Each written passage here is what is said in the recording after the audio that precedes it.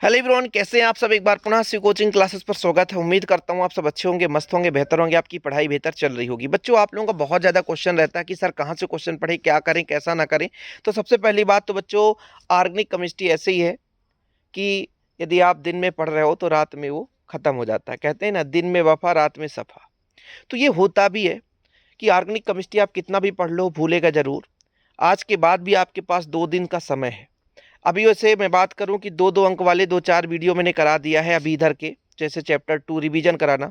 अब कुछ बच्चे कहते हैं सर आप इसको रिवीजन मत कराओ, मैं समझाने का काम करता हूं। मैं आपको सिलेक्टेड क्वेश्चन मान लीजिए 60-70 दे दिया, अब उसमें से पासिंग मार्क्स तो फंसेगा ही, लेकिन भाई साहब पूरे बुक का क्वेश्चन देना मेरे बस की बात नहीं है। और ना ही मैं इतना बड़ा ज्ञाता हूं कि मैं वही क्वेश्चन दूं वही फंस जाए, क्योंकि मैं ना तो पेपर बनाया हूं, ना तो मेरे पास ऐसा कोई टच में है कि बस वही क्वेश्चन पूछ लो जो एग्जाम में आएगा। तो इसके लिए मैं क्षमा प्रार्थी हूं बच्चों। अब जैसे न्यूमेरिकल क्वेश्चन के लिए बहुत सारे बच्चे कमेंट करते हैं कि सर आप उतना ही कराओ जो आए। अरे भाई, मैं क्या जानूं कौन सा आएगा। मैं तो टाइप कराता हूं कि मोलरता से ऐसे क्वेश्चन बन सकते हैं, मोलरता से ऐसे क्वेश्चन बन सकते हैं, प्रथम कोटि अभिक्रिया से ऐसे क्वेश्चन बन सकते हैं, शून्य कोटि अभिक्रिया से ऐसे क्वेश्चन बन सकते हैं। जरूरी नहीं है कि वही बनेगा। अब बताओ, फिजिक्स में निरक्षीय स्थिति का थ्योरम आया था, ओ सॉरी न्यूमेरिकल्स आया था, और बच्चे कहते हैं कि सर नहीं बना। तो अब किसकी कमी है? क्या निरक्षीय स्थिति का व्यंजक नहीं बन रहा आपसे? क्या उसका सूत्र लगाते नहीं बन रहा है? तो फिर ये बहुत बड़ी भूल है। तो जो न्यूमेरिकल क्वेश्चन नहीं कर पा रहे हैं, इसके पीछे रीजन ये है कि उनको फार्मूला नहीं पता है। वो कभी 2 दूना 4 करना सीखे ही नहीं है। तो भाई साहब, न्यूमेरिकल क्वेश्चन कोई भी टीचर यदि पढ़ाएगा आपको, हम नहीं, कोई भी टीचर दुनिया का पढ़ाएगा, आपको सिर्फ टाइप बता सकता है कि बच्चों इस तरीके से विधि करने का तरीका, इस तरीके से पढ़ाई करो। बाकी वो 2 कॉपी कोई नहीं बता सकता है। ठीक है, न्यूमेरिकल क्वेश्चन अब आप केमिस्ट्री में यदि बात करो एमपी बोर्ड में, केवल 3 ही चैप्टर से आएगा। बिलियन से आपका, है ना, विद्युत रसायन से, और आपका रासायनिक बलगत की 3 चैप्टर से आएंगे। और जैसे आपका जो सेकेंड चैप्टर है वो कोलरास के नियम पर आधारित क्वेश्चन पूछे जाते हैं। अब ये आपका जिम्मेवारी भाई कि आप पढ़ रहे हो कि नहीं पढ़ रहे हो, क्योंकि 1 साल से लगातार जो तैयारी करते आया उसका बढ़िया तैयारी है। और ऑब्जेक्टिव तो भाई साहब इस बार एमपी बोर्ड बढ़िया कर रहा है कि मतलब जो आप पढ़ के जाओगे वो नहीं देंगे। सभी बोलते थे ना कि सर परीक्षा बोर्ड से कितना आता है, तो मैंने बोला था कि भाई 100 में यदि करोगे तो 60%।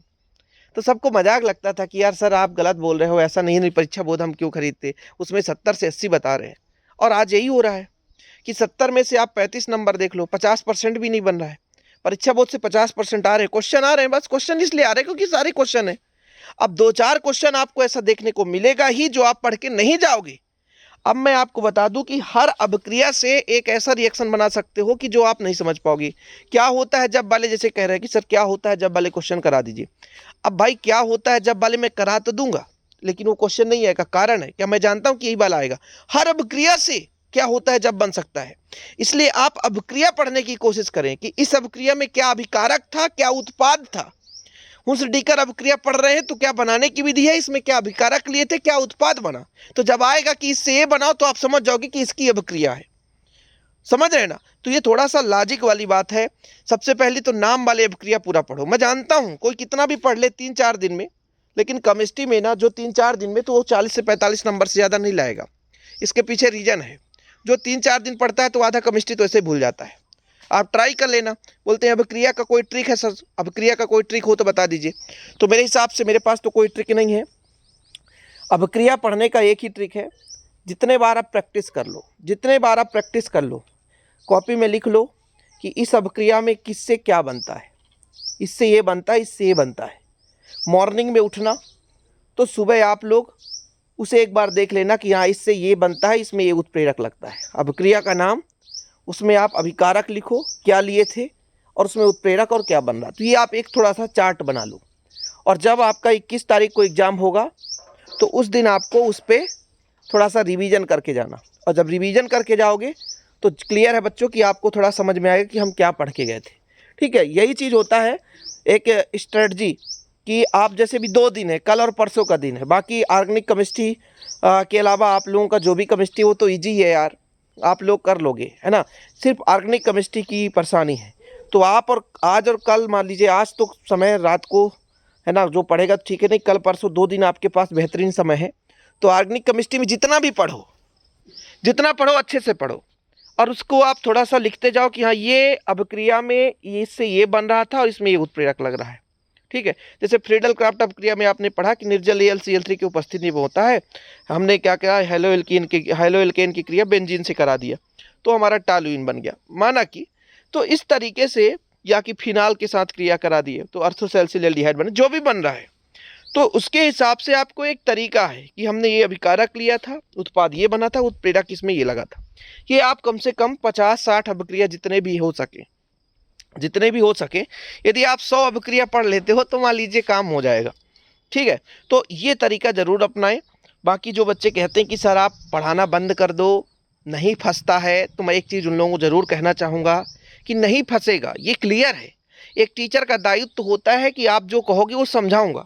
अब जैसे किसी ने कहा विद्युत रासायनिक सेल समझा दीजिए सर, मैंने समझा दिया। किरचॉफ का नियम समझाइए फिजिक्स में, वो भी समझा दिया।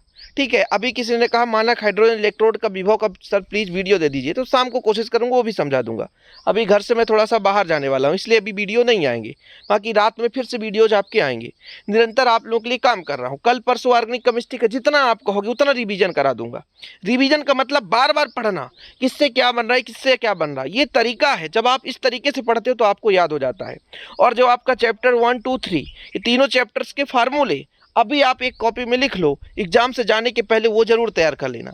ये छोटी छोटी चीज़ें बच्चों जो आपको एग्जाम में जाने से पहले तैयार कर लेना है, और यही स्ट्रेटजी होता है।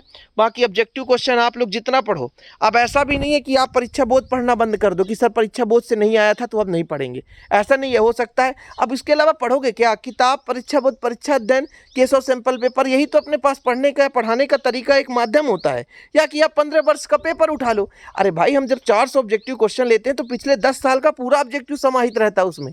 फिर भी यार एमपी बोर्ड कहाँ ना कहाँ से क्वेश्चन ला करके दे रहा है। और यूपी बोर्ड, देखिए यूपी बोर्ड एमपी बोर्ड से और थोड़ा सा टफ होता है। यूपी बोर्ड के बच्चे और ज़्यादा परेशान रहते हैं। ये मत सोचो कि एमपी बोर्ड में ऐसा पेपर आ रहा है, यूपी बोर्ड में और थोड़ा सा टफ आ रहा है। तो इसलिए आप लोग थोड़ा सा सजग रहें, मास्टरमाइंड लगाएं, समय का सदुपयोग करें, जितना प्रैक्टिस हो सके। हमारे पुराने लेक्चर ढेर सारे पड़े हुए हैं, जो पढ़ना चाहता है तो प्लेलिस्ट में बने हुए हैं, ऐसा नहीं है। बट इस समय मैं अकॉर्डिंग आपके प्रोवाइड कर देता हूं ताकि किसी का हेल्प हो सके। फिलहाल आज के लिए इतना ही, और जो भी होगा बच्चों हमसे बन सकेगा हम करते रहेंगे। आप लोग निश्चिंत रहें। जय हिंद, वंदे मातरम।